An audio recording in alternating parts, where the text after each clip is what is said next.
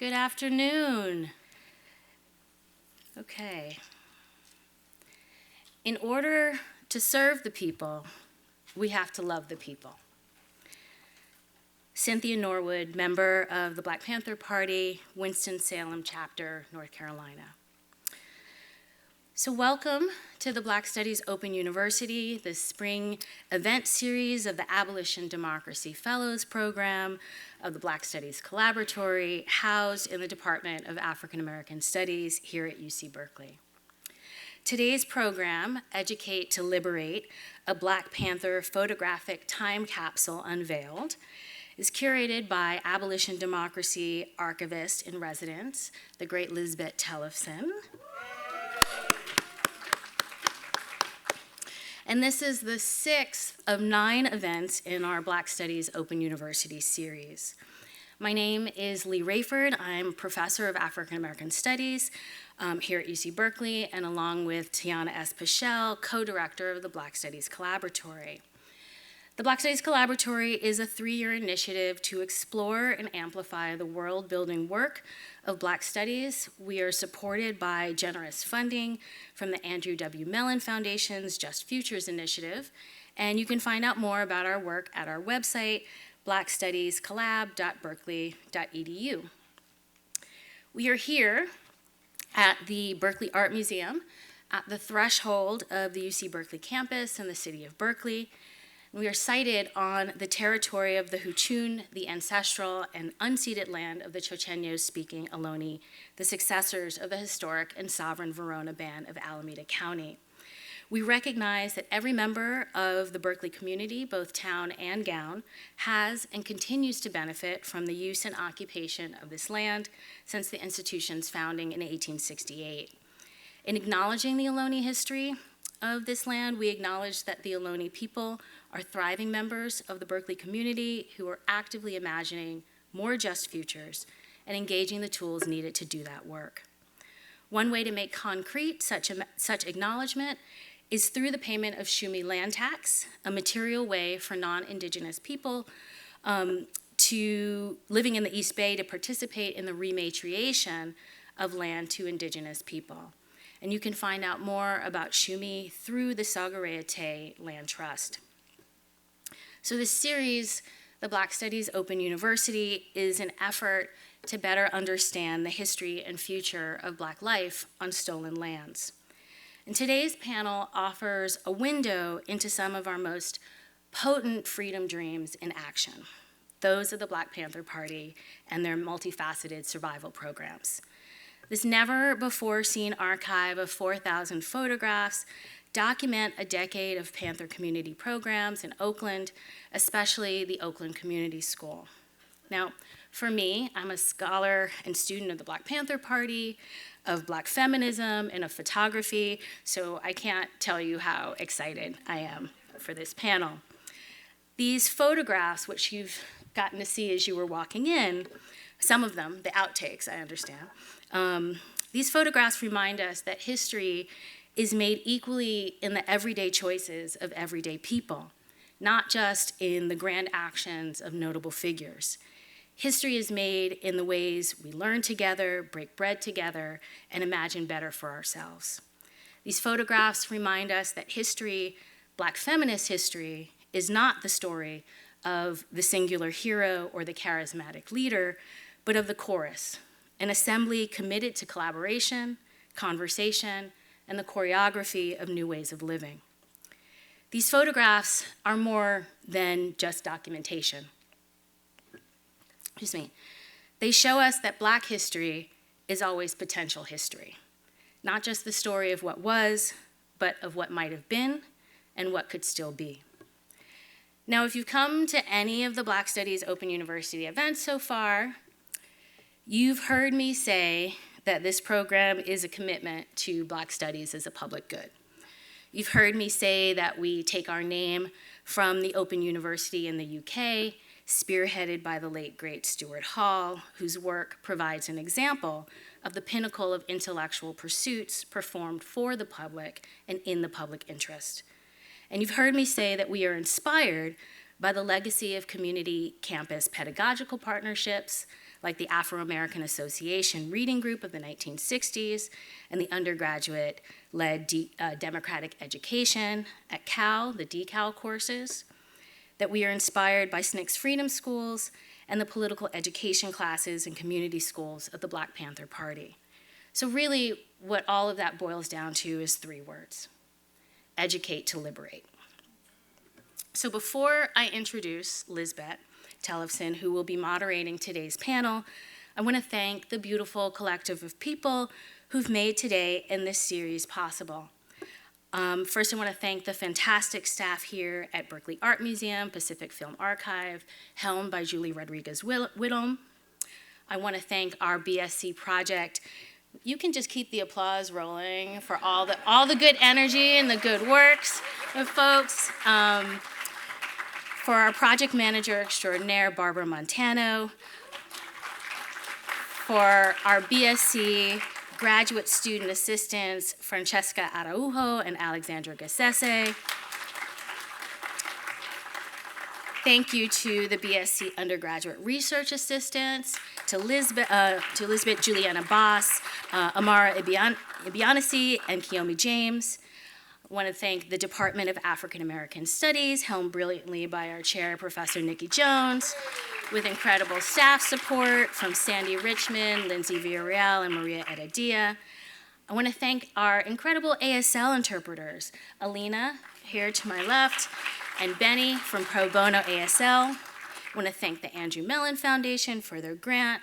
I want to thank today's panelists, Erica Huggins, Angela LeBlanc Ernest, Gregory B. Lewis, and Erica Watkins. We thank you for making the time to join us and sharing this incredible history with us. We want to thank the ancestors who are with us always. And we want to thank you for joining us today on this beautiful non-raining day inside. And I want to thank Abolition Democracy Archivist in Residence, Lisbeth Tellefsen, who has just been a light and a beacon and such energy. You have brought all your expertise and enthusiasm to so thoughtfully curate today's conversation. Lisbeth Tellefsen is an Oakland, California-based community archivist, curator, producer, and publisher who has been documenting and creating culture in the Bay Area's Black, queer, and women's communities for the last 4 decades. As the publisher and co-founder of Ashe, a Black lesbian journal, which served as a nexus for Black queer organizing in the late 80s, early 90s, she was an active participant during the Renaissance that saw an explosion in Black queer cultural production internationally. A prolific event producer, her production credits range from drag king shows to film series, Sister Steppin' in Pride, the East Bay Pride March and Festival that ran for 10 years in Oakland, and to Sister Comrade, a historic tribute honoring 2 of her personal mentors, poets Audre Lorde and Pat Parker. Lisbeth's current work focuses on documenting movement history and preserving community memory. Tellefsen's extensive archives and collections are used frequently for exhibitions, research, and media projects. As an archival consultant, she has worked on numerous film projects, including the documentaries Black Panthers, Vanguard of the Revolution, and Free Angela and All Political Prisoners. As a curator, her most recent exhibitions include the Black Panther Party, 1966 to 1982, at the West Oakland Mural Project, Angela Davis, Outspoken, at the Gay, Lesbian, Bisexual, Transgender History Museum in San Francisco, an exhibition which I think many of you may have seen already, and if you haven't, you have time. Angela Davis Sees the Time is inspired by Lisbeth's incredible collection, the Tellefsen Collection, and features over 200 pieces from her archive. That show opened at the Zimmerly Art Museum in September 2022 at Rutgers in New Jersey and is currently on view at the Oakland Museum of California. So there is a lot to share today. This program will end promptly at 2:30. We have to be out of the theater. and we'll need to vacate the theater right at 2:30. But we invite folks to continue the conversation in the atrium just outside. And you are also invited to participate in the Comrade Sister political education class, led by one of today's panelists, Angela LeBlanc Ernest, organized by undergraduate student Leslie Waller and the Cal Black Student Union, with support from the Office of African American Student Development and the Black Studies Collaboratory. And that's tomorrow, Thursday, March 16th, from 5 to 7 p.m. at Barbara Christian Hall. You can find out more at the BSC website. And I also want to let you know that the book, the beautiful book, Comrade Sister, Women of the Black Panther Party, is available for purchase at the BAMFA gift shop and bookstore. So you should pick one of those up as well if you haven't. And with that, please welcome Lisbeth Tellefsen.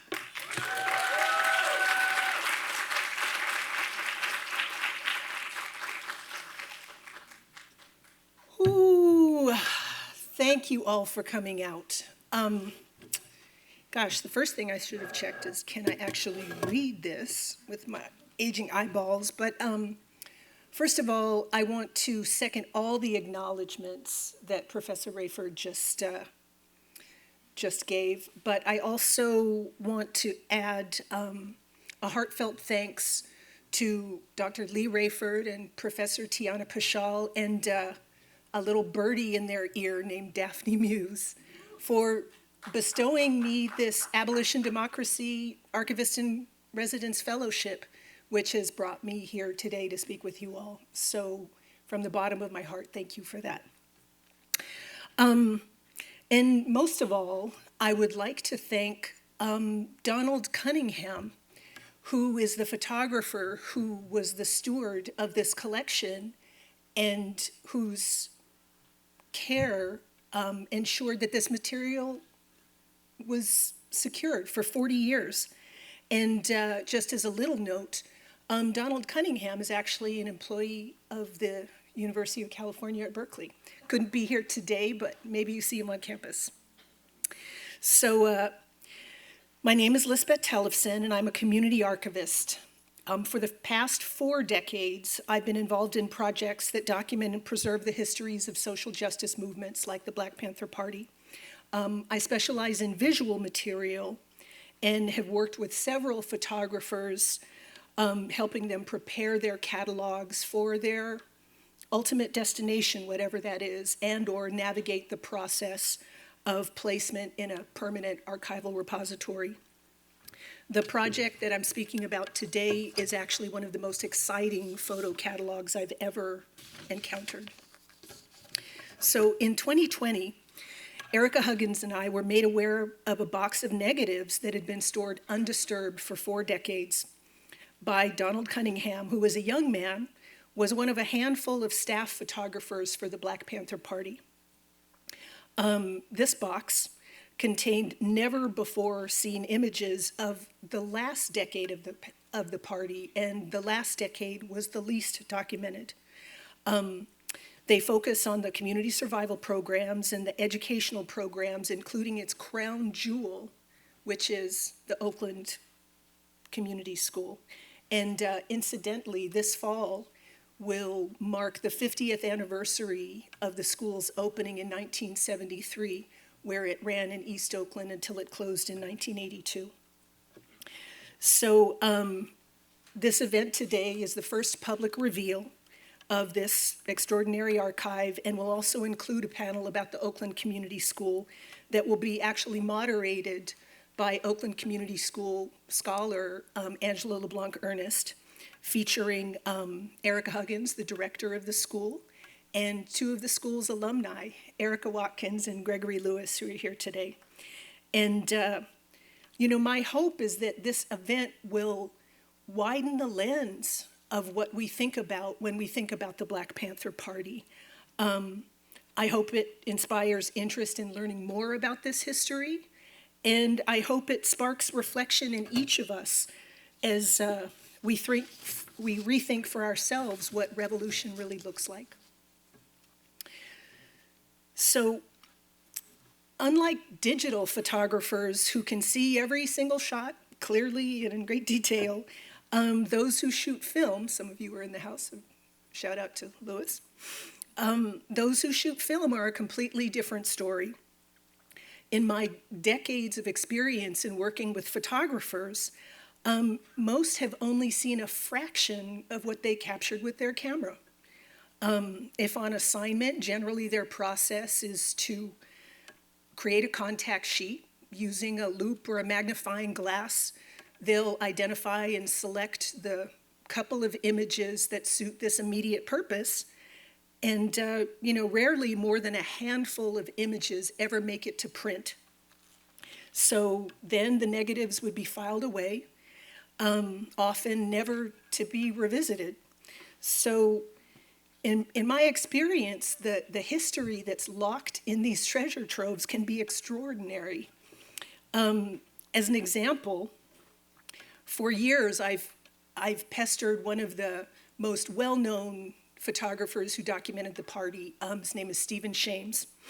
And, I kept bugging him to see his outtakes, only for him to send the same often seen images over and over and over again. And I'm like, dude, I've seen these. And, it's understandable. Photographers want to lead with their best work. And, and the last thing they want to do is to show how random the shots are on the majority of a roll of film, right? So eventually he gave in and forwarded a folder of images of women of the party, which is what I was looking for at the time.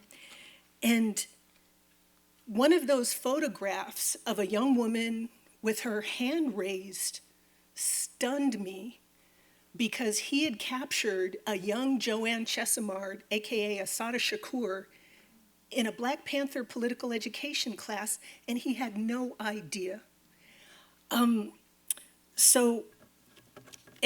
Just as a note, that photograph is actually featured in the book that he co-authored recently with Erica Huggins called Comrade Sisters, Women of the Black Panther Party, so look that up.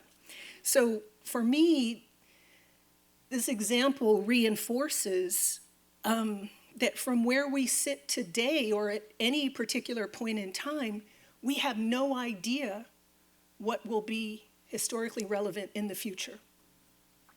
So for the past 17 years, I've worked with Erica Huggins as her personal archivist. Her time as director of the Oakland Community School was clearly one of the most impactful chapters of her life, yet she ever only had a handful of images documenting that period. So when the elusive DC photographer Donald Cunningham contacted her after years of looking for him and mentioned this box's existence, we immediately jumped into action. We reached out to Angela LeBlanc Ernest, who is not only a Black Panther scholar, but she's the founder and director of the OCS project, OCS meaning Oakland Community School. And we began the arduous task of processing this collection, which for me as an archivist and a digital archivist meant I needed to see every single frame. So we digitized over 4,000 frames. Shout out to the Berkeley Photo Lab, who handled that professionally and generated all the archival TIFFs, and then embarked on the research to identify what these photographs were documenting, the events, the names of the people, the locations.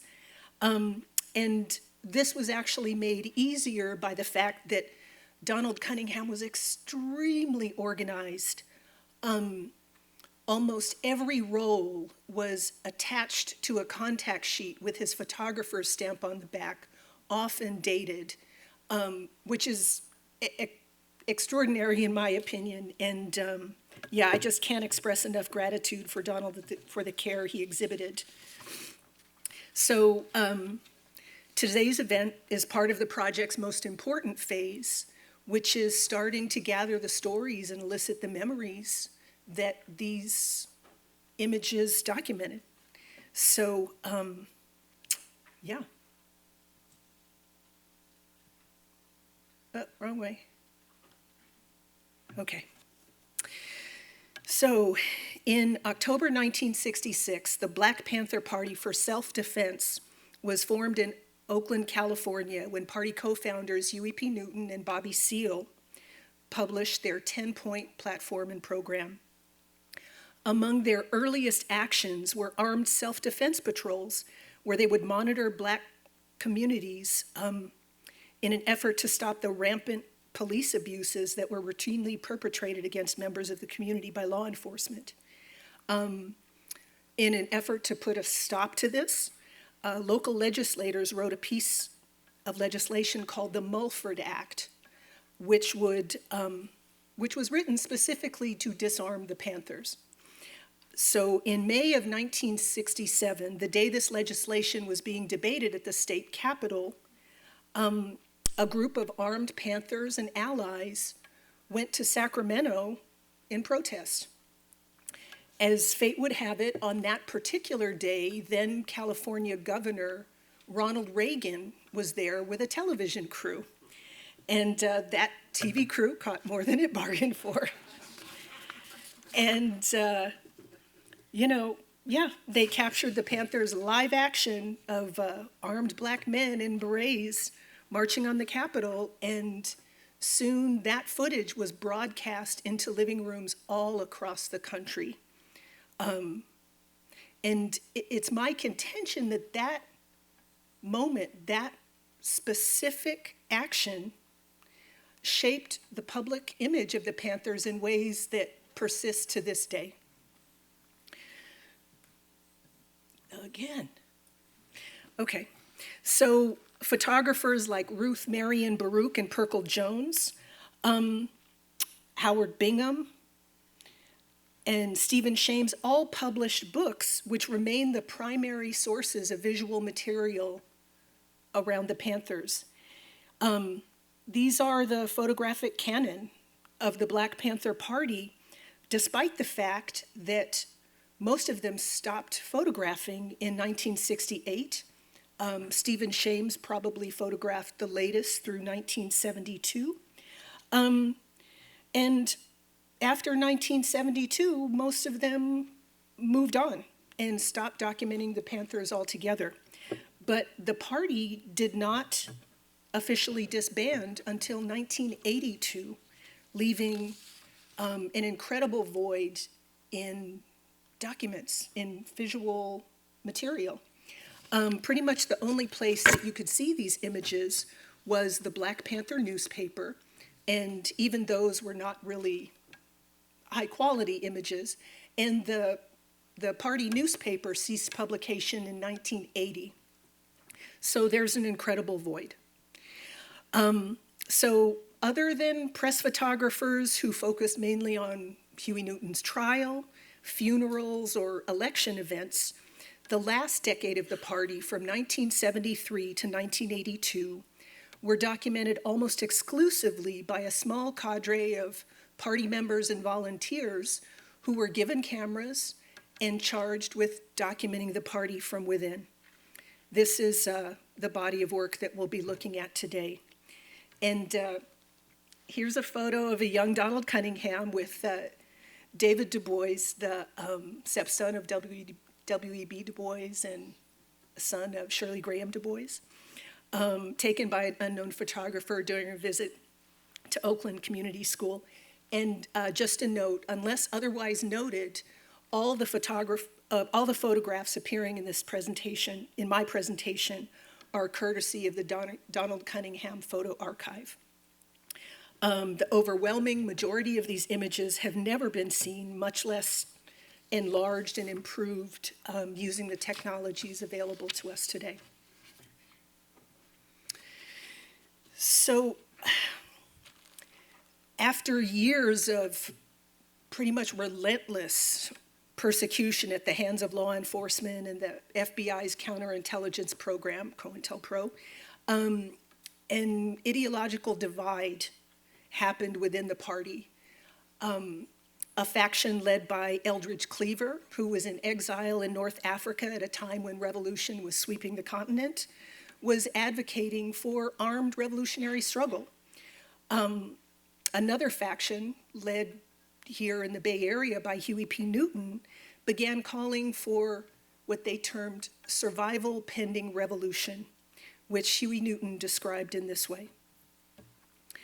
There must be total transformation, but until such time that we can achieve that total transformation, we must exist. In order to exist, we must survive, so therefore, we need a survival kit. We've established these survival programs so that we can begin to meet the immediate needs of the people. Over the 14-year life of the party, the Panthers created over 60 community survival programs ranging from the well-known free breakfast for children, free medical clinics, to the lesser-known free tax preparation, free acupuncture, free busing to prison program, which you saw in the intro, many of which are documented in this archive. They created the Community Learning Center, which provided services ranging from adult literacy classes, cultural arts performances, teen programs, senior services, to name a few. During the introductory slideshow, we saw a peek at the breadth of material this archive contains, and now we're going to focus on the Oakland Community School, which comprises the majority of the material. The Oakland Community School was referred to as one of the most important models in elementary education in California by the State Department of Education. Children enrolled in the school consistently performed 3 to 4 years in advance of their public school peers. The County Board of Supervisors stated the Oakland Community School exemplified the highest standard in quality education. So, yeah, enough talk. Let's look at some images. So, we're going to pull back the curtain on the Oakland Community School. One note. The soundtrack, the songs that you're going to hear, were compiled by OCS scholar Angela LeBlanc Ernest, and they represent a soundscape of songs that would be familiar to the students back in the day. If I had more time, I would have done a better job about matching the songs to what they're portraying, but anyway, enjoy.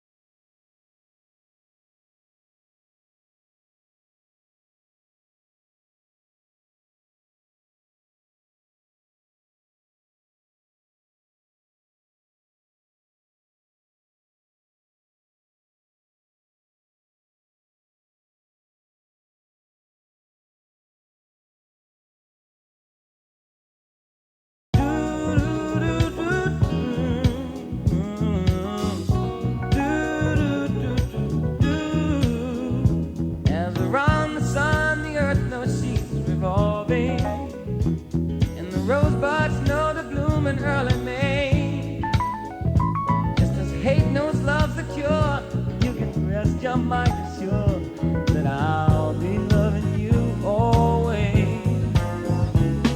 As now I can't reveal the mystery of tomorrow, but in passing we'll grow older every day.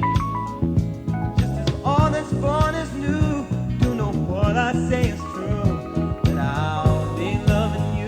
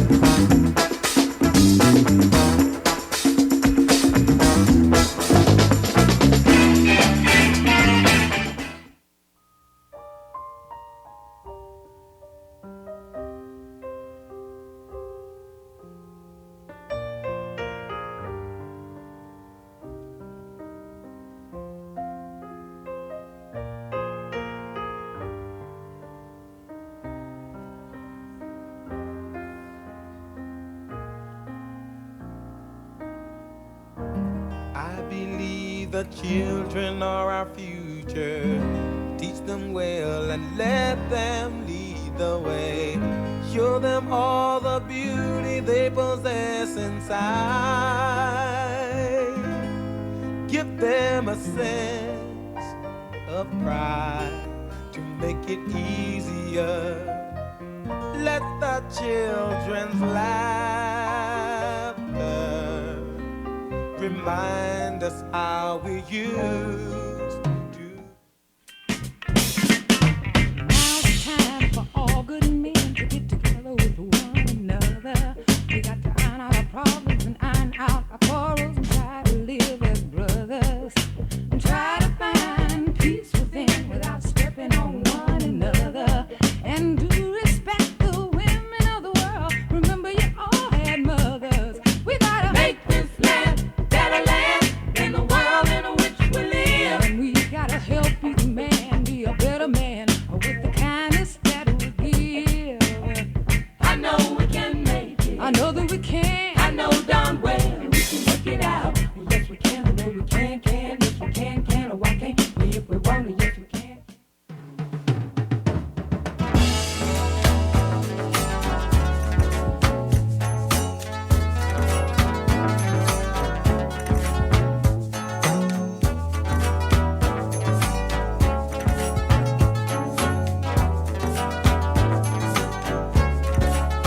Kikolela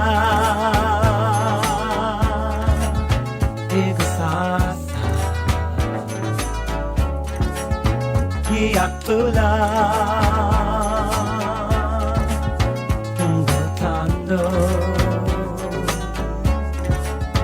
Kiatula Kelingilanga Tando Luipusa Chikelele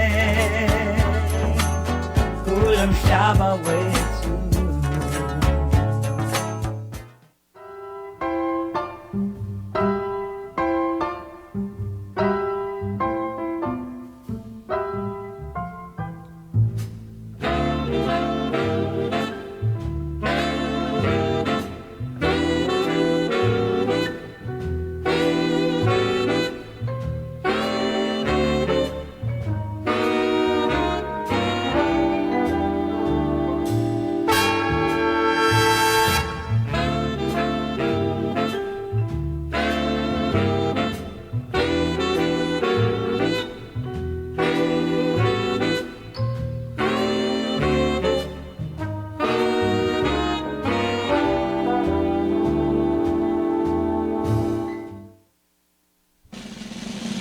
Sunny,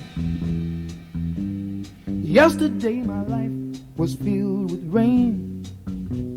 Sunny, you smiled at me and really eased the pain. Now the dark days are done and the bright days are here. My sunny one shines so sincere. Sunny one so true, I love you. Sunny, thank you for the sunshine bouquet. Sunny, thank you for the love you brought my way.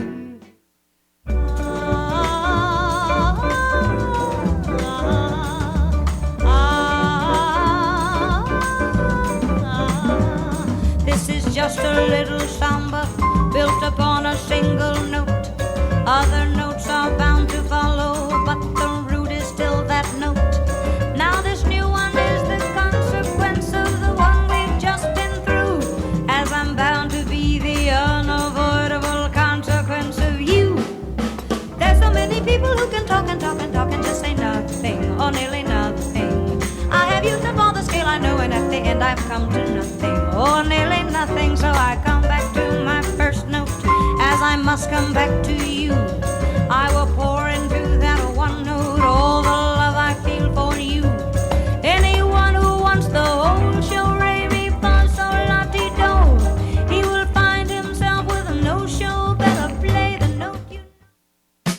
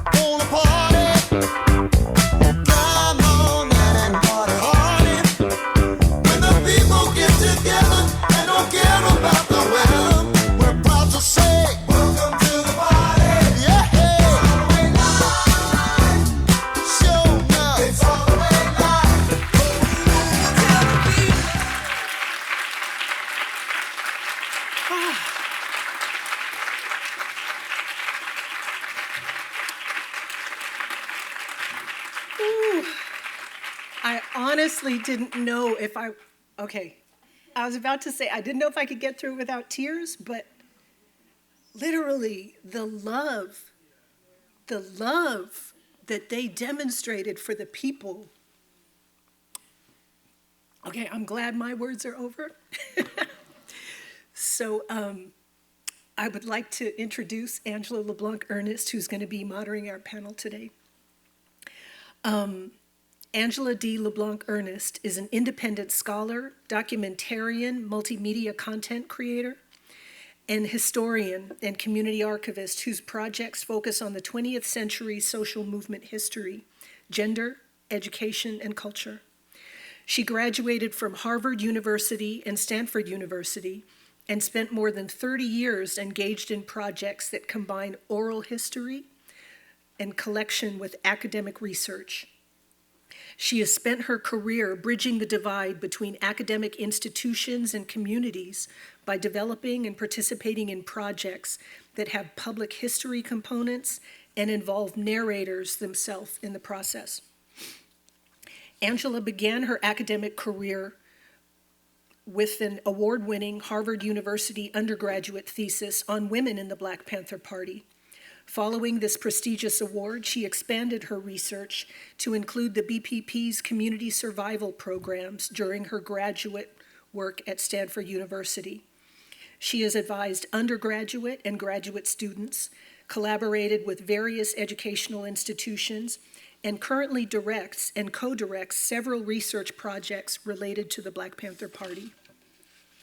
In 2021 and 22, she served as a photographic, archival, and oral history consultant for the book Comrade Sisters, Women of the Black Panther Party, co-authored by Erica Huggins and Stephen Shames.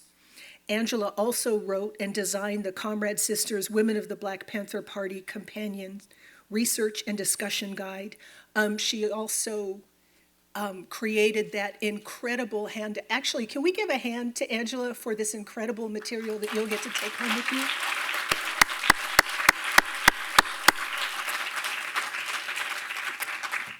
Angela is the recipient of the 2022 through 23 Oral History Association and National Endowment for the Humanities Fellowship for her OCS Oral History project work. So without further ado, Angela LeBlanc Ernest.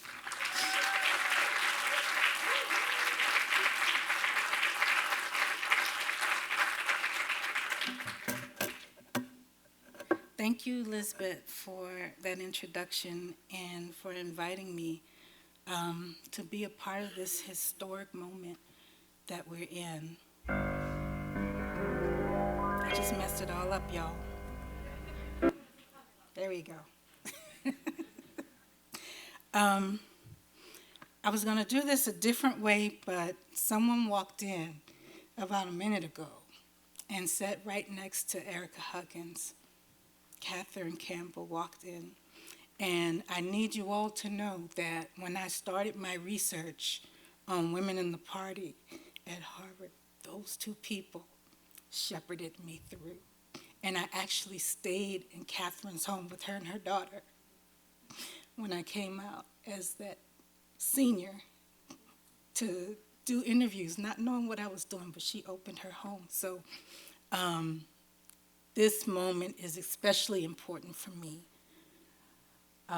because they've also shepherded me through the Oakland Community School work that I've been doing.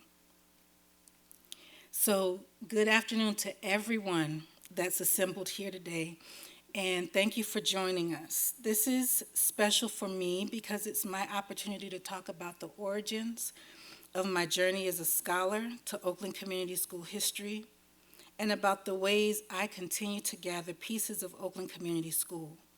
I think of it like a 10,000-piece puzzle, and I've been working on it in fits and starts since 1992. There are many more years to go before we know the complete history, but there are pieces that have begun to come together to form and fill in the outline.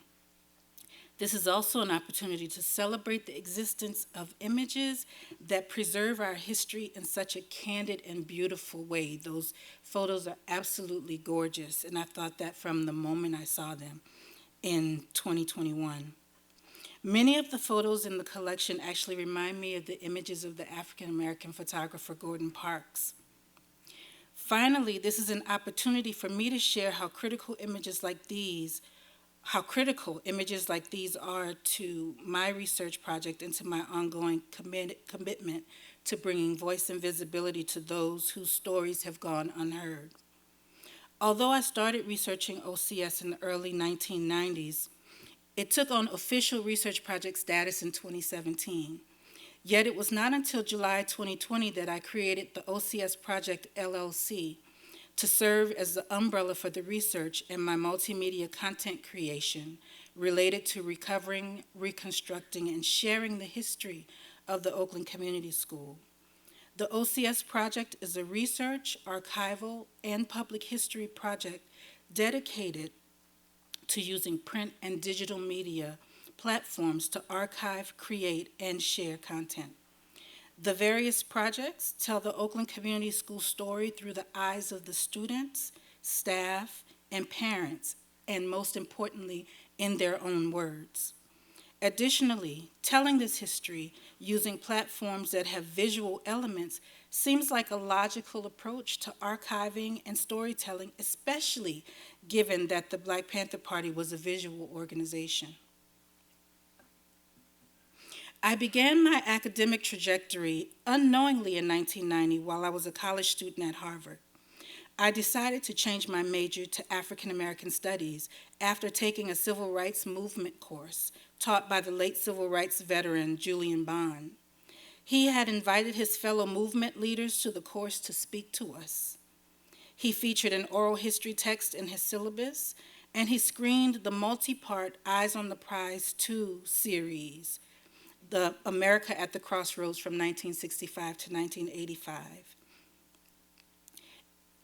It was during that class that I learned about the Black Panther Party and its community programs for the first time in my life. And as a result, I decided to write my senior thesis on women in the Black Panther Party.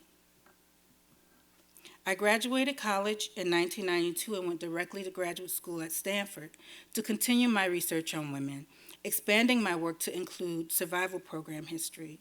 I chose graduate school in the Bay Area to be nearer to the hub of Black Panther Party history and to continue exploring. I had no idea that documents from the Black Panther Party would become available at Stanford in 1996. I just put boots on the ground and kept working with what was available and kept building trust-based relationships with former members who would connect me with others. Oral history collection and primary sources were where I had found the answers to my questions, and that was how I and the others I have worked with over time have set about building the foundation for expanding the Black Panther Party narrative. While in graduate school in the 1990s, I began exploring the history of the Oakland Community School in depth. I wrote a master's thesis on the topic in 1993, and I encouraged students who worked with me independently and while I was a director of the Black Panther Party Research Project at Stanford to explore OCS and the other community programs. Fast forward to 2009, Erica Huggins and I co-authored a book chapter about the school called Revolutionary Women, Revolutionary Education, the Black Panther Party's Oakland Community School. And you can find it in the edited anthology, Want to Start a Revolution? Radical Women in the Black Freedom Struggle. 7 years after, we had a conversation during which Erica suggested I consider a documentary film project about the school because she thought it would be, quote, a bite-sized piece of history for me. So in 2017, I began filming interviews and collecting oral histories with former students, parents, and staff. Some of these narrators began sharing photos and other documents they had saved over the years. The more conversations I filmed, the more I realized there was nothing bite-sized about OCS history. My goal of capturing OCS experiences in the words of the narrators meant I would need to collect stories for some time, and the documentary evidence that many graciously shared and continue to share with me meant I had to figure out other platforms to share the history. Right before my eyes, What began with a short documentary film in mind had expanded and was on its way to becoming a multimedia academic research and digital humanities project. As with my research on women in the Black Panther Party, I learned early on that everyone's experience at the school was different. That is what led me to my plan to collect the narratives of as many stakeholders as I could. As much as we hope for data that can help us tell a neat story with one voice, oral history narratives remind us that people are the center of the story, and as such, nuanced care needs to be taken with each person and each narrative. Hundreds of students attended the elementary level institution when it was located at 6118 East 14th Street, and as such, there are theoretically hundreds of stories that need to be collected for the images in the puzzle to continue becoming clearer. OCS as a school had several features that were attractive, effective, and innovative. The small class sizes, the health care, and 3 meals per day were especially important. But the age range 2.5 to 11 years, the absence of formal grades, the wide-ranging curriculum, and exposure to international culture and world history was unique as well. The Black Panther Party had a history of establishing community-based educational programs, such as tutoring programs and liberation schools. And I want to draw attention to point 5 of the Black Panther Party's 10-point platform and program, which was written in October 1966 and revised in 1972. It provided the foundation for each education program they would later create. It's worth referring to, especially in today's environment where there continue to be attempts to erase history. I also want to draw your attention to the brochure you received when you entered. Not only does it include both versions of the 10-point platform and a list of the 60-plus survival programs, but it also includes an article authored by Erica Huggins that presents the general history of the party's education program trajectory that led to OCS. The Oakland Community School was one of the longest-lasting survival programs and achieved acclaim locally, nationally, and internationally. Throughout all these years, the Black Panther Party newspaper has been my most reliable source for Black Panther Party visual history, beyond those images in mainstream newspapers. The party newspaper started as a 4-page flyer in 1967 and evolved into a 28-page news publication with international distribution. At the height of its circulation, the newspaper itself reached a weekly circulation of more than 300,000.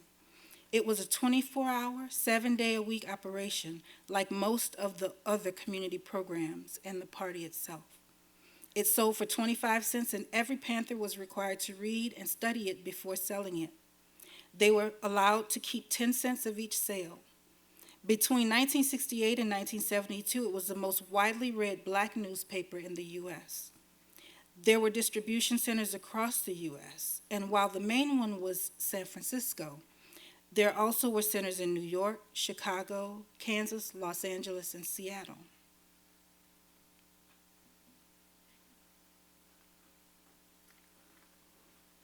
The newspaper grew its own team of artists, photographers, editors, and printers.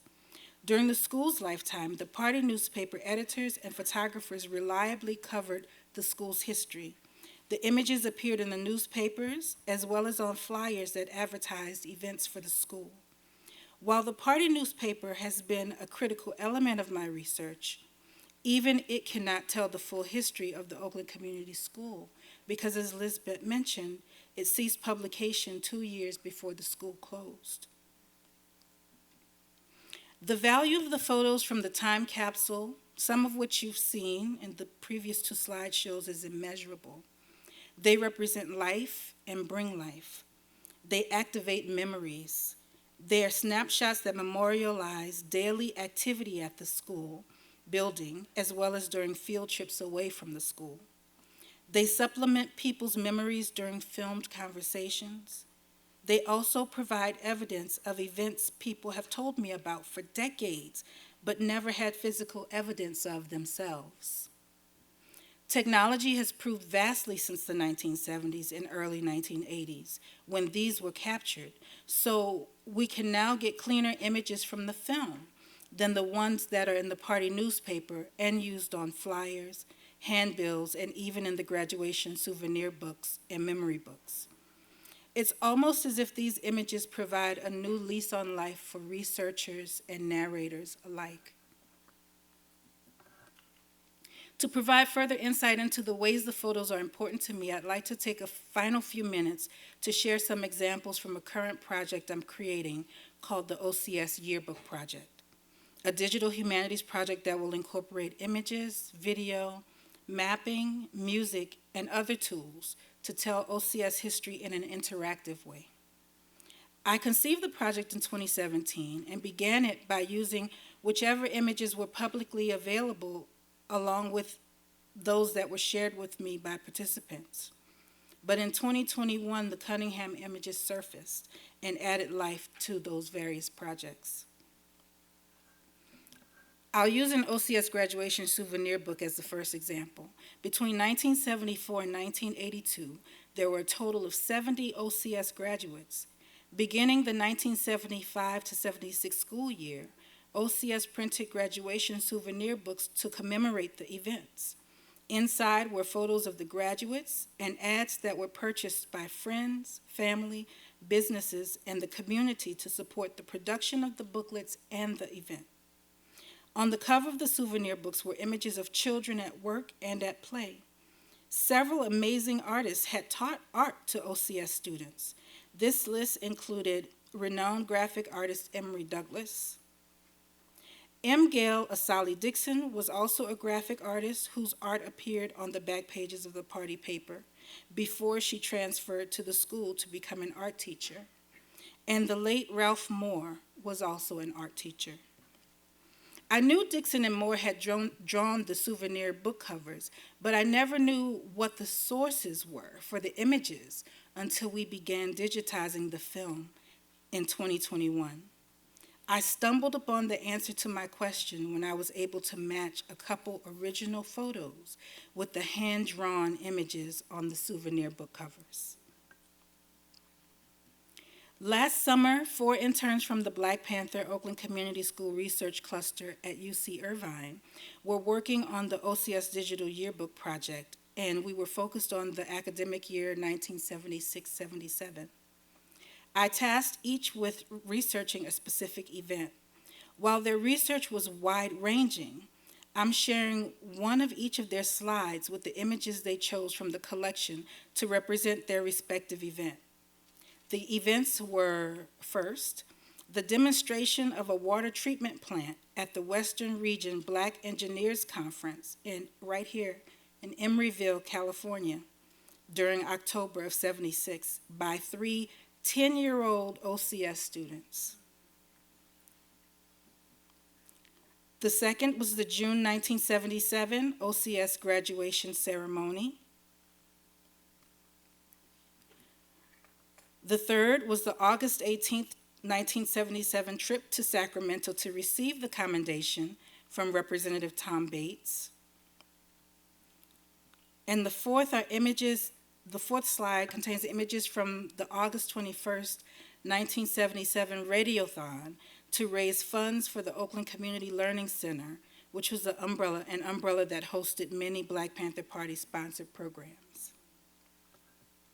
And now I turn to today's panelists and welcome them to the stage. Erica Watkins and Gregory B. Lewis both were students at the Oakland Community School, and Erica Huggins was the director of the school from late 1973 until early 1981. I want to thank each of you for your continued commitment to education, and thank you for joining us today.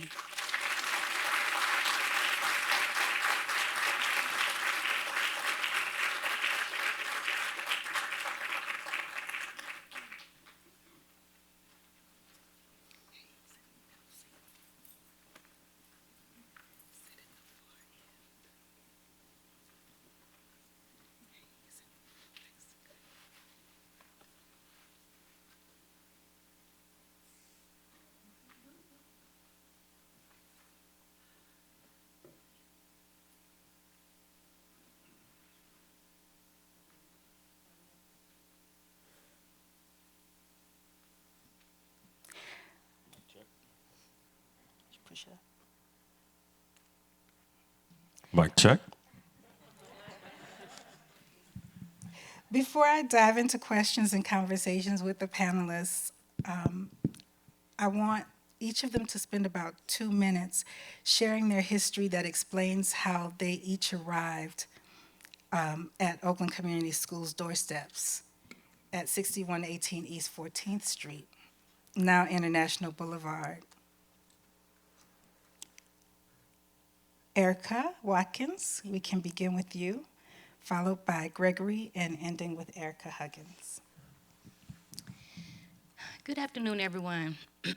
So again, yes, my name is Erica Watkins. I am an alum of the Oakland Community School, proudly so. And I was fortunate enough to have an aunt who worked as an instructor there. We refer to them as instructors, not teachers. And she also had 2 children who attended OCS. She spoke with my mother about how great the school is or was, and the advanced education, you know, a great foundation for students of color. And I'm sure Erica will attest to the fact that OCS wasn't a huge school. So of course there was a waiting list. There was a lot of interest and a lot of people in the Bay Area, not just Oakland, to attend OCS. So because of my aunt's position, she was able to help me get into the school. So I attended OCS for 3 years. My 4th, 5th, and 6th year, that would be what, 78, 79, 80, and 81. And I am so grateful that I was able to get in, because I was standing back there watching that slideshow and just really, I got very emotional, because that was a wonderful time of my life. OCS really provided a great foundation for me, and just some memories that I hadn't thought about in years. Like literally, I won't tell you guys how old I am, but I am in my early 50s, and just imagine how long it has taken for us to get this notoriety. You know, I think it's very important, and I want to thank everyone for making this possible. Thank you.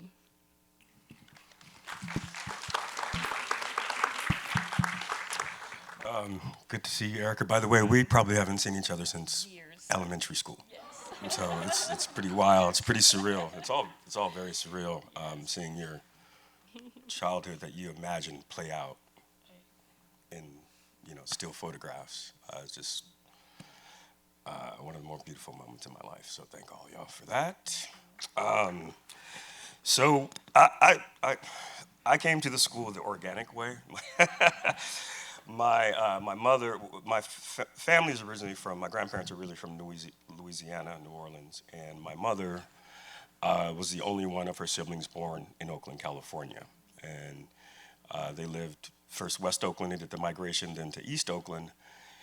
And the short version of the story is, by the time my mother was 17 years old, she decided to join the Black Panther Party, and she was also pregnant with this guy. And so essentially I was born into the organization. I didn't know any other way until we left.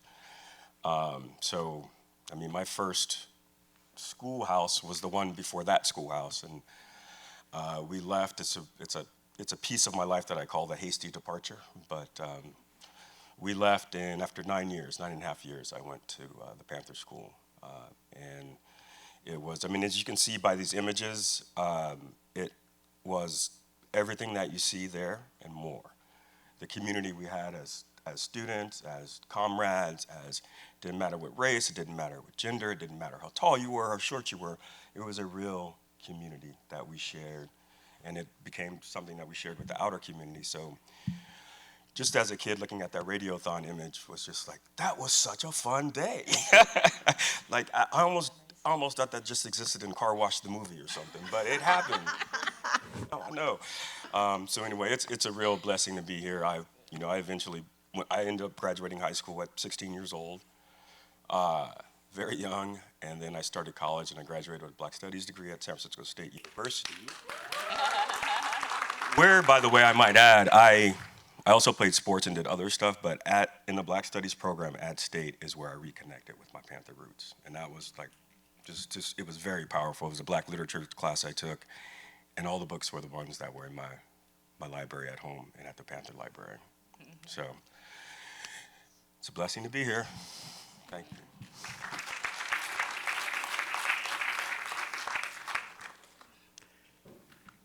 Before I say who I am, I have to, and how I came to be in the party, I want to ask all of the party members in the room, if you're here, to stand, or the sons and daughters, or aunties, or whatever, stand.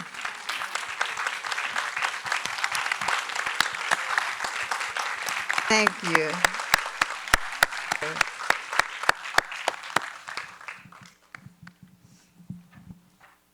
This is legacy.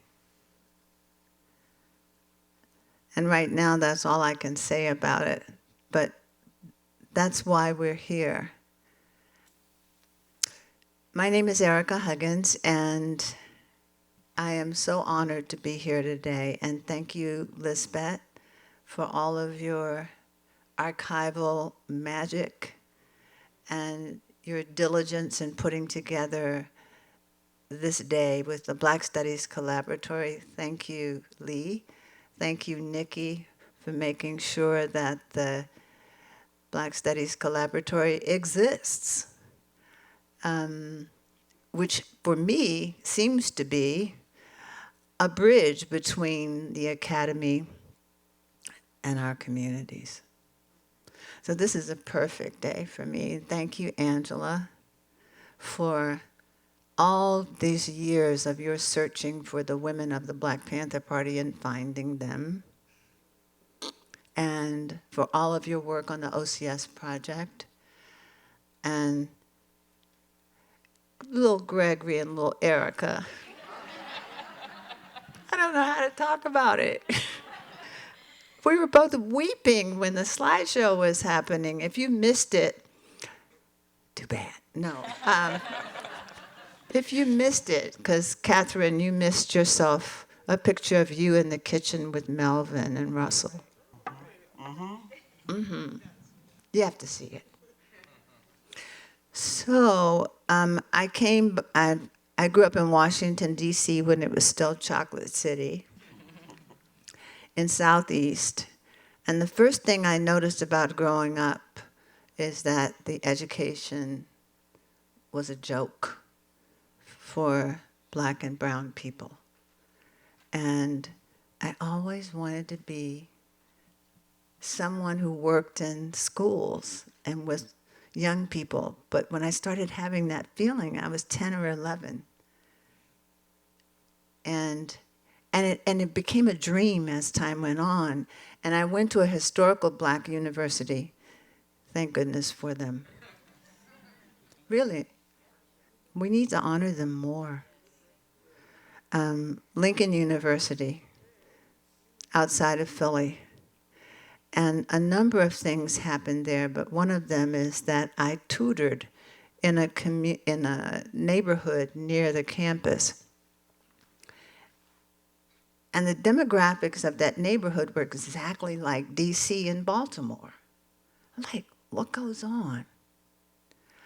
I want to do something that helps people learn. I want to learn, and I want to share what I learned. And I kept thinking about this school. Did I ever tell you this, Angela? I had this dream of this school, which wasn't big, but it was a model. I would dream about it, literally, that I would stand at the bottom of the stairs and all the children would come down in the morning. I hadn't thought about that dream for a long time. So I thought I was going to become an elementary school teacher. That isn't what I became, because I read about the Black Panther Party for Self-Defense. That was its original name. And John Huggins Jr. and I left the campus of Lincoln to free Huey. And a few years later, and a whole lot of life and death and history later, I was asked to direct the Oakland Community School. Like we didn't say, teacher, we didn't say principal. And that's as much as I can say right now.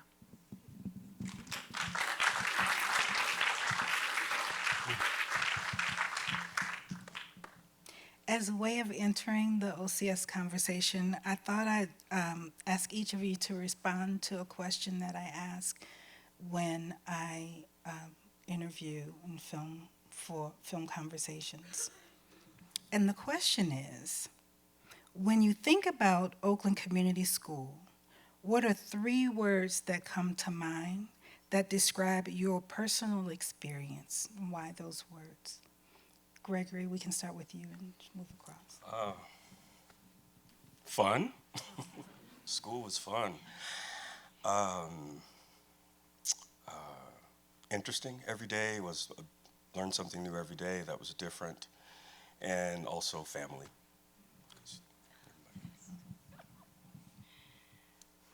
Incredible, because I thought of 2 of those. So I'll try to find other words. Because fun, yes, absolutely. Right. Interesting, definitely.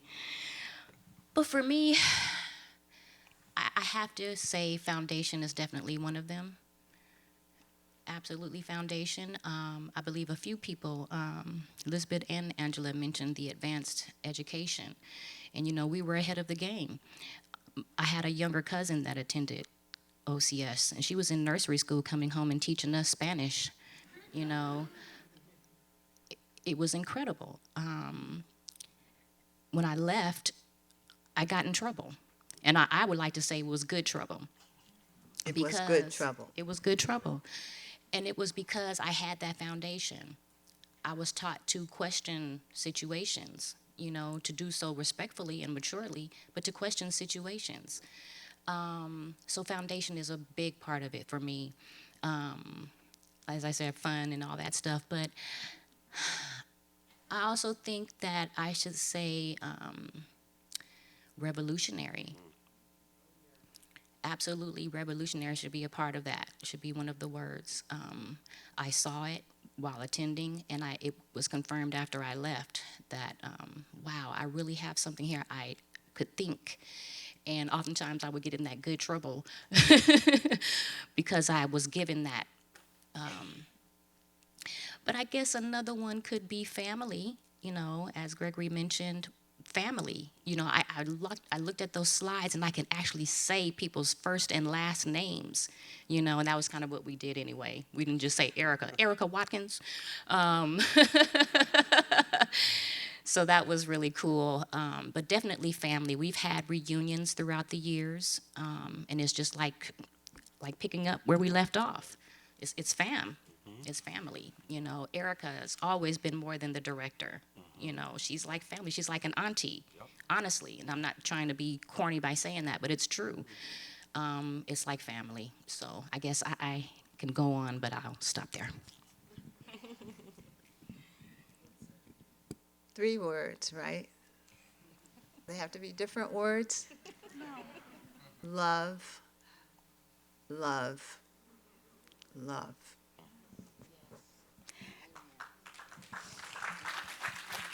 And I love that you did that because I compiled a word map a few years ago after interviewing about 50 people and asking that question, and the top 3 words were community, love, and education. So moving on in the conversation, Gregory and Erica Watkins, you both responded to this a little bit. I was going to ask how you felt to see yourselves in those photos for the first time. I know, Erica, we were standing next to each other in the back and we were both crying. I said, I'm not gonna cry, I'm gonna make it through this, crying all the time. But then she came and stood next to me. And so we were both back there crying. But I'm wondering, did you see anything that you didn't remember in those photos?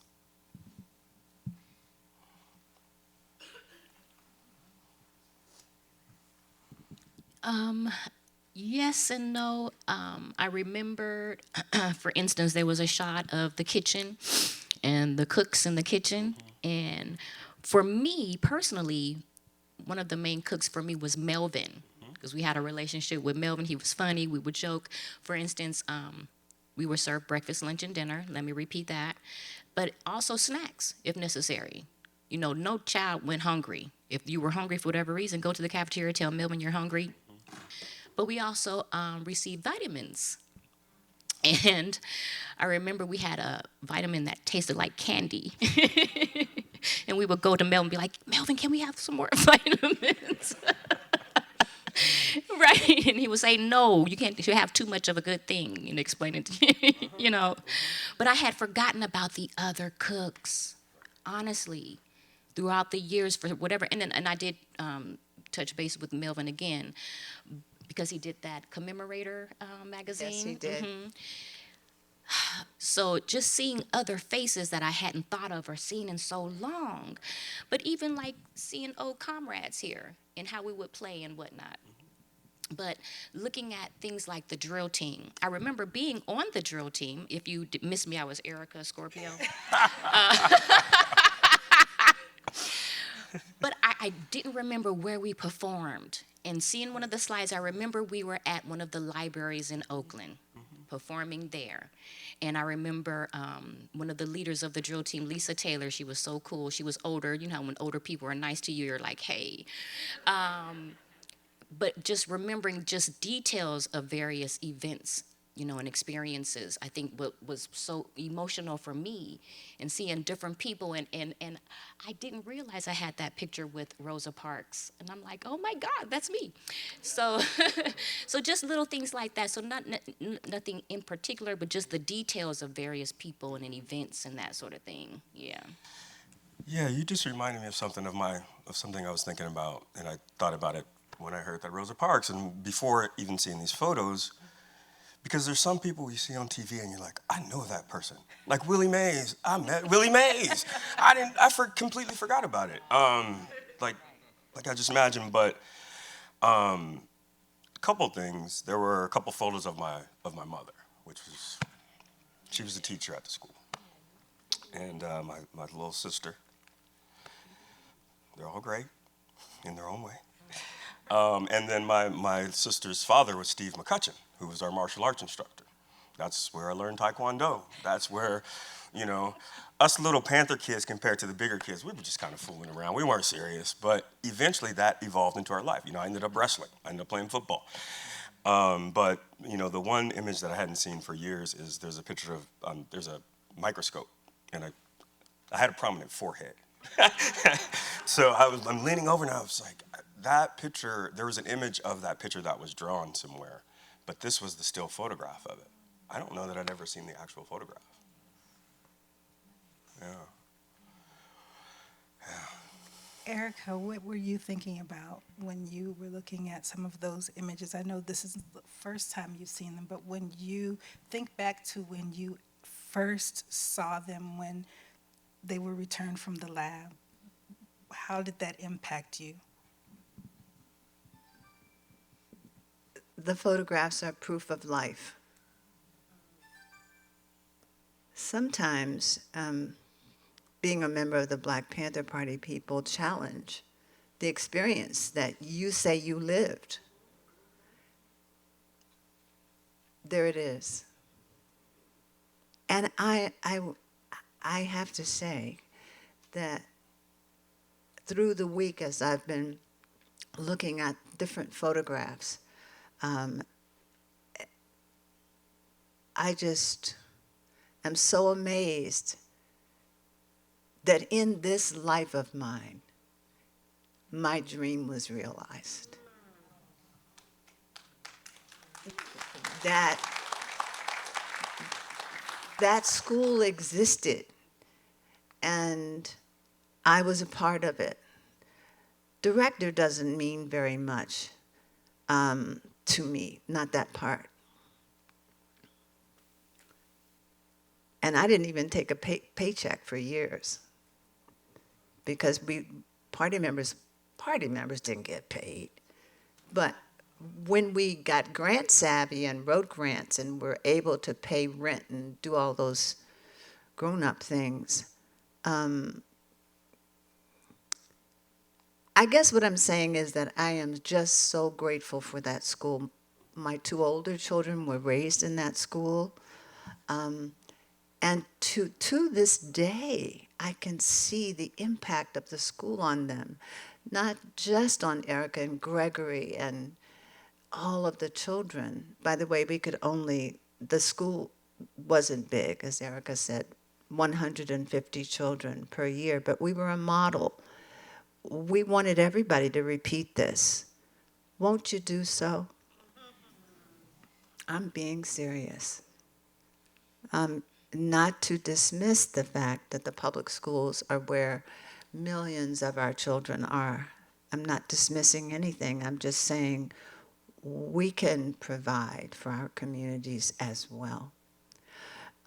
So I looked at that Erica. You ever look back at that Angela, that Erica, and I was amazed that she was able to do what she did, understanding what had come before that and what came after that. And some of it, I hadn't forgotten it, but to see it, to see us all in connection and doing something that we thought would be of benefit to all. Thank you for that question. Thank you.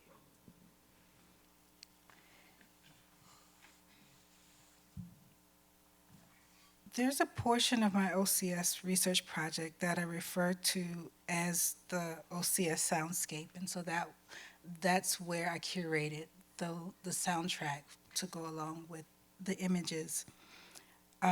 They were all lifted from newspaper articles or mentioned by students or parents during interviews. And I thought it was really important to include because, again, it felt like it would give life to a project. And so one of the things I wonder, and Erica Watkins, you mentioned remembering, drill team. One of the things I wonder is what you remember about the performances at the school. Elizabeth included performances by the students, but the Free Southern Theater and all kinds of local area theater groups would perform there. The Oakland Community Center, the Oakland Community School auditorium was the hub of creative life during its time. And so I'm wondering what you each remember about the types of performances you were involved in. First and foremost, I remember that brother there, James Mott, AKA Setiru Ned, our music director and music teacher, who was the coolest cat in the room. So I want to give a shout out to him because a lot of that music that you were playing before was music that he played for us. Yeah. It was there. And some of these, there's one song that's, I know it as a rap song, but I realized I heard it way back then. Yes. So that was just inside. Thank you, Brother James Mons, Setiru Ned. We're here because of you. I play guitar because of you. Just tell us to just go play. Just go play. It wasn't like that when I got to public school, especially when I was the minority in Hayward.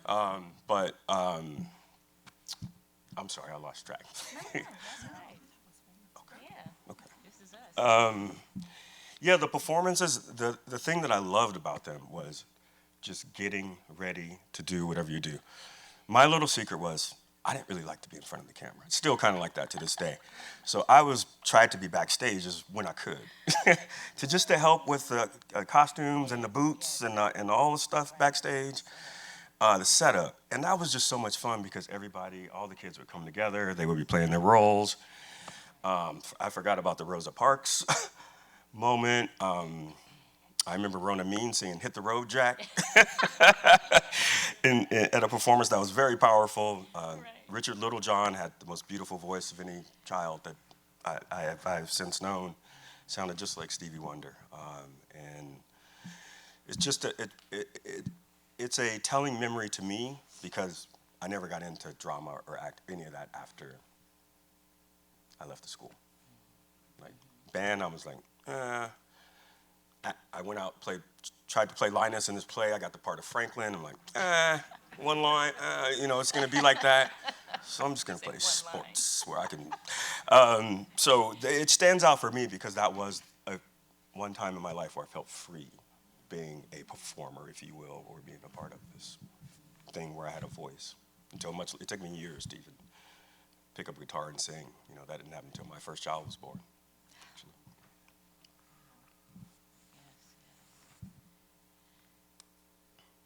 So yeah, I mentioned the drill team, but I also have very fond memories of the performances led by Brother Mott. Absolutely. And I don't know, James, if you remember DeJada and the beautiful voice she had. And I remember watching you, get her ready. And there was that one song by the Muppets, The Rainbow Connection. Remember that? For lovers, for dreams. And I remember wanting DeJada to mess up so you would tell her to start over. Because she had such a beautiful voice. Yes. But I do. And I want to personally thank you also, Mr. Mott, for that. It was just a great experience. And like, again, we were allowed to be ourselves. But I'd also like to mention that a lot of the performance we kind of were allowed to write and create ourselves, And it was a comment my late mom mentioned that in addition to the performances, she was like, yeah, and I remember you guys used to have commercials. So in other words, in between the skits, we would have like little shorts, to keep everybody entertained while the back crew would set up the stage and get everything together and people can change behind the scenes. So it was really creative and a lot of fun. And again, we were left primarily to our own devices with just a little bit of direction, and that was great. They allowed us to be us. But another thing that I remember, pardon me, is the extracurricular activities like the martial arts and the different things. And one that I participated in was African dance. And we had an instructor named Evelyn. And I was in such awe because she was in the movie. She was a dancer in the movie The Wiz. No, the first theater The theater, company. right. And then, yes, and then the movie. But we were in such awe because we were with a celebrity and she's teaching us. Yes, we can be in The Wiz too when we grow up. But it was like so nice because, again, we mentioned how it's more like family. Erica wasn't really the director. She was more like an auntie. And like with Evelyn, she was like a big sister. She would have sleepovers, and let us play with her makeup and her costumes and that sort of thing. So it was more than just the events. It was like what came with it. What came with it, again, it was more like family. And, again, just very fond memories. I can go on and on and on about different stuff. Okay, I have to mention this one. We had a science fair. And we had to be grouped up with other people. So you had to be with the younger and the older students. So it was myself, Erica's daughter. My auntie was the leader, and then we had one of the nursery school kids. And we would actually go on field trips and do research, to actually put on this science fair. And it was like it open to the public and that whole thing. So people would come from the neighborhood to check out and see what we did, and I felt, so proud of myself for what I had done. So as I said, I'll stop here because I can keep going. Erica, did you have anything that you wanted to add about the performances? I loved them all. Really.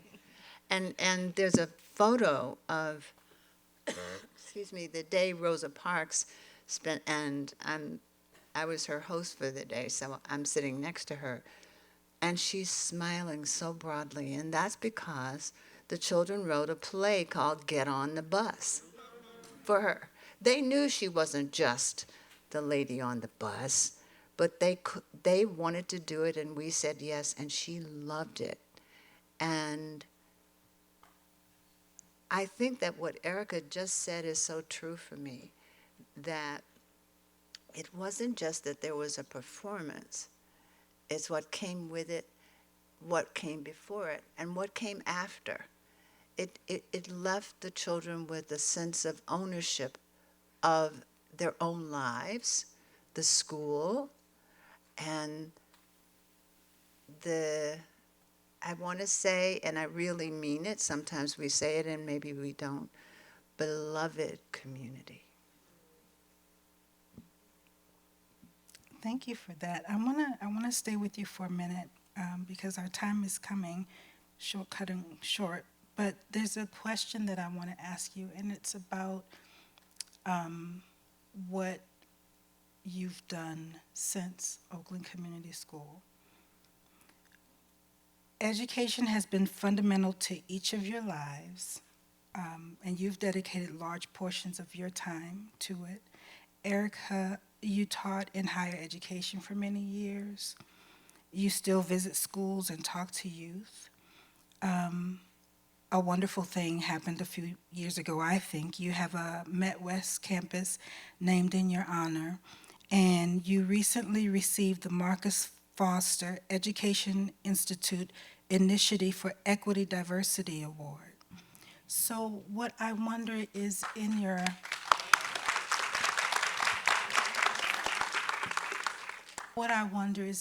long trajectory of work and love for the community, what has sustained you to continue in the field of education for so many years?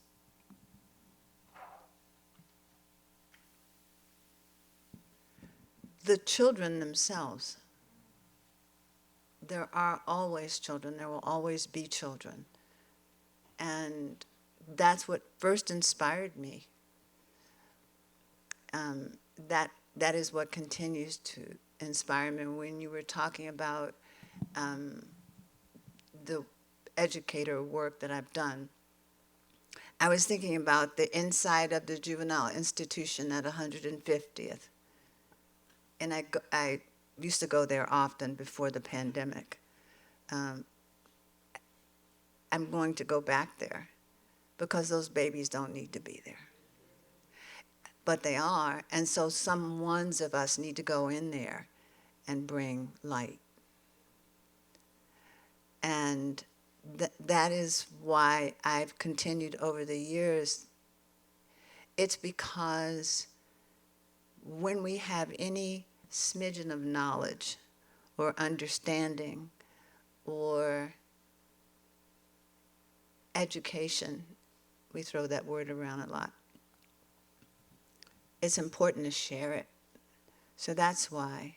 And on the days when I didn't want to, I wanted to be with children, but I didn't want to be with adults, I'm sorry. I would always go where there are children because of the freedom of expression. And it gave me the patience and the endurance to go back and be with my peers. So that's why. It's personal, it's communal, it's collective, it's emotional, it's spiritual, it's physical, it's all of that. A school is a learning environment for everybody in it. Thank you for that, and that reminded me of one of the main mottos for the school. There were several things that were shared with the students often. Each one teach one was one of them. The world is a child's classroom, as you saw as part of the school's logo. There was also Educate to Liberate, which is the title of this panel. And so one that really inspires people, though, even the interns and the students I work with, is each one teach one. And I think that's exactly what you shared with us and that you leave with us. And as Lisbeth comes to, I think we'll have time for a couple questions from the audience. As she comes, I'd like to ask one final question of the panelists. And that is, can you each share with everyone here one reason why you think the world should know about the Oakland Community School?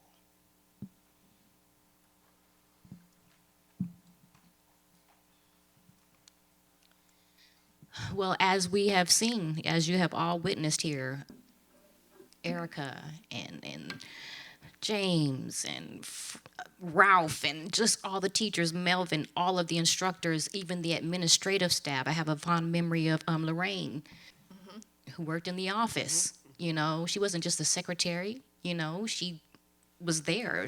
She was a part of our everyday lives.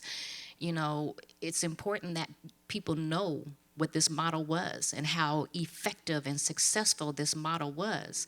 You know, both Gregory and I graduated high school early. And I credit a lot of that to Oakland Community School. You know, again, we had that foundation, advanced education, and we were taught how to be ourselves, question situations, and address issues.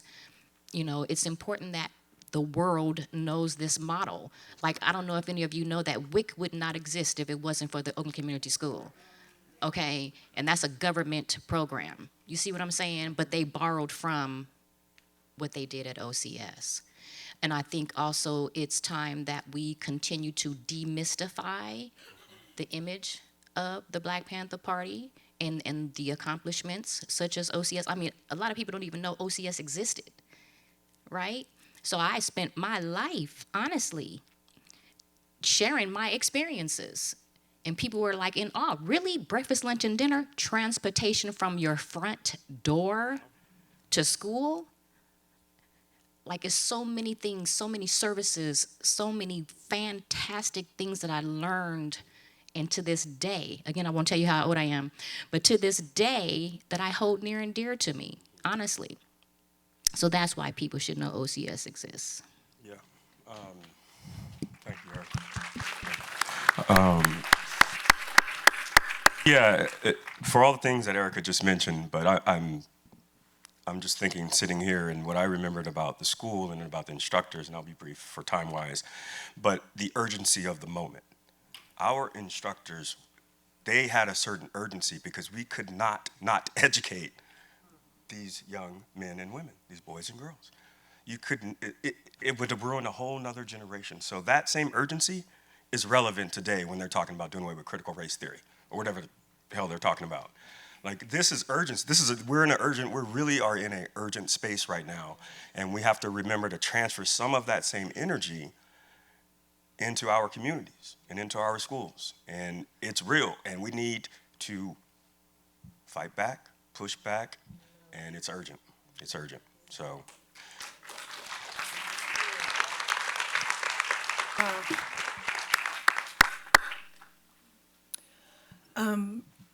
Can we get another round of applause for our panelists?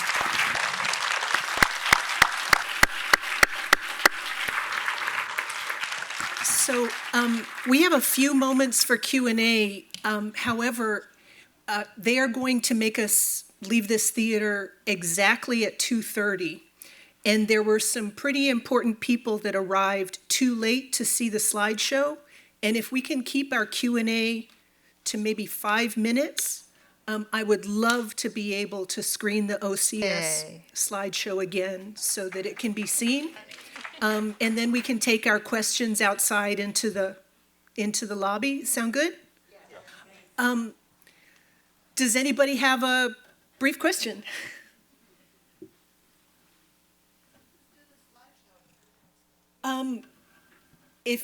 If you all are up for that, I would love to do that because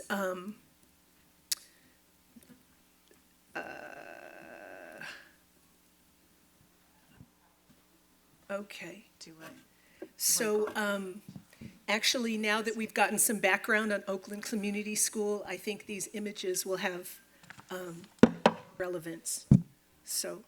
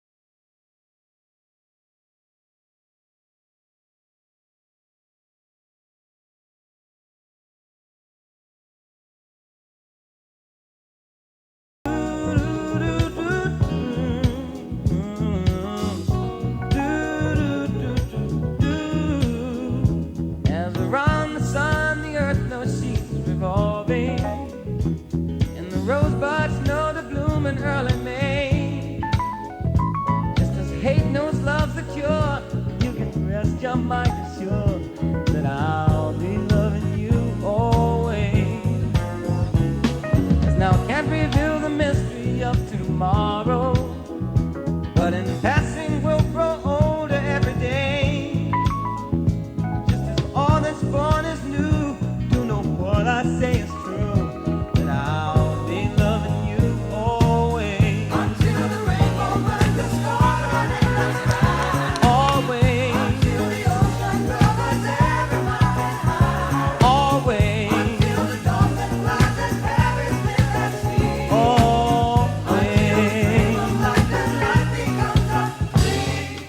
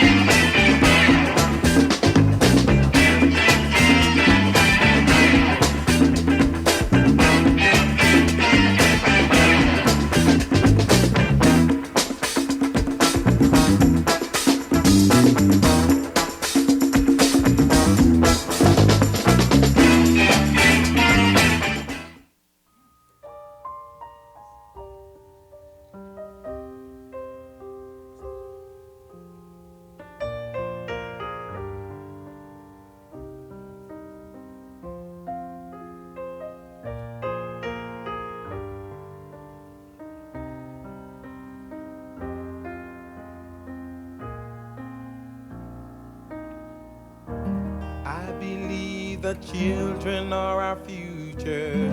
Teach them well and let them lead the way. Show them all the beauty they possess inside.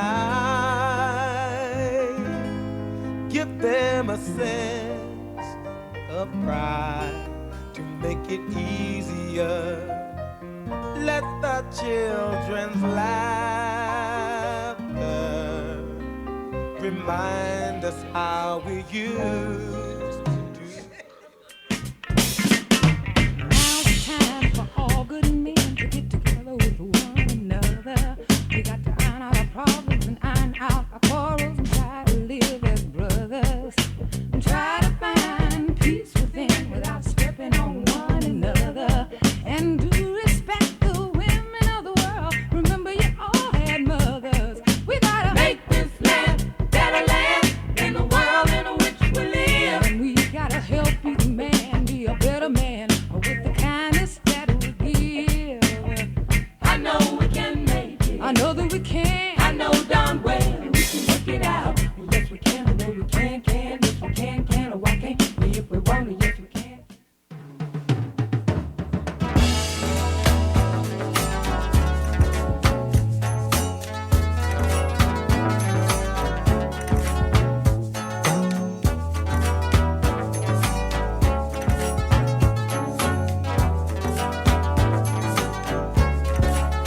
Kikolela,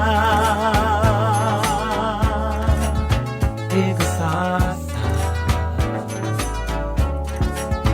Kiakula,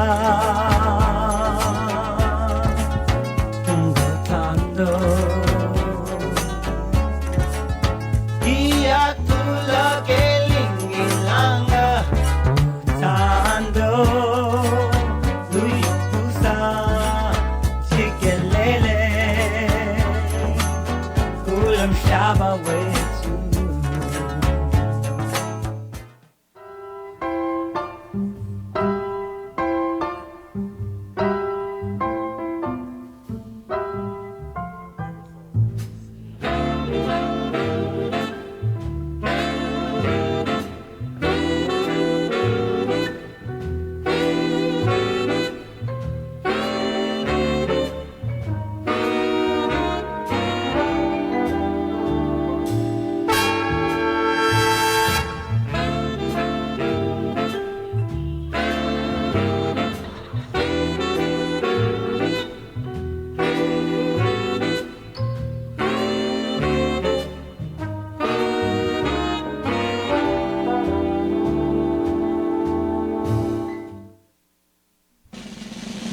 Sunny.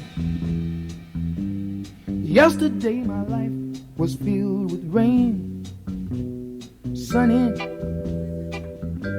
you smiled at me and really eased the pain. Now the dark days are done and the bright days are here. My sunny one shines so sincere. Sunny one so true, I love you. Sunny, thank you for the sunshine bouquet.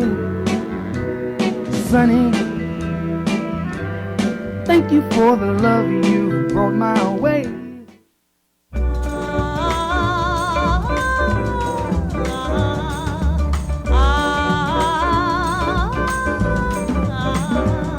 This is just a little samba built upon a single note.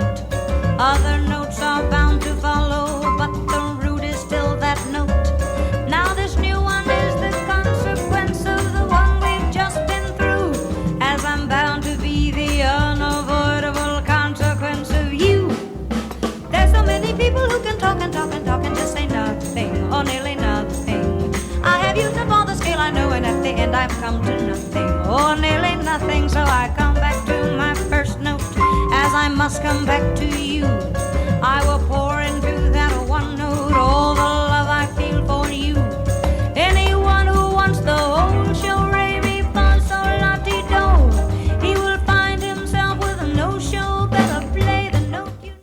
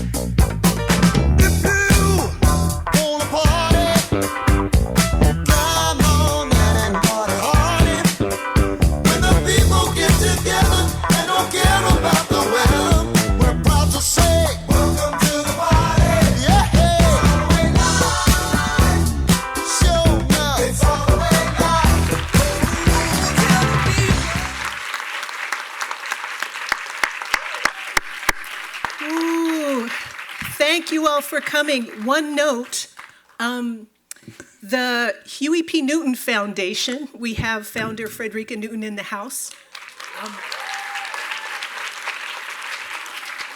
has secured a beautiful new space on Broadway. And the first exhibit, which we hope to open in September, will be for the 50th anniversary of the Oakland Community School, and will receive a deeper look at this archive. So mark your calendars. Thank you all for coming. Thank you all. To the people in this room that had a hand in creating this history, from the bottom of our hearts, we are so deeply grateful for your service. Thank you.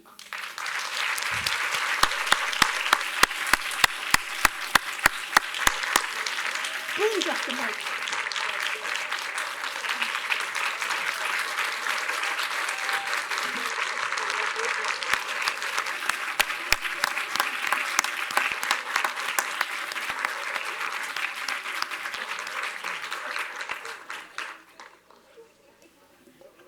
Just a quick note again of thank you for all of you coming out. Thank you for your incredible work. At the Black Studies Collaboratory, we say that we like to create the conditions where people can dream, and we talk about the world-building work of Black Studies. Thank you, Oakland Community School. Thank you, Black Panther Party, for showing us the way. We'll be back here in the theater on April 5th with presentation by our activist in residence, Kat Brooks. We hope to see you again, and please join us in the atrium. Thank you.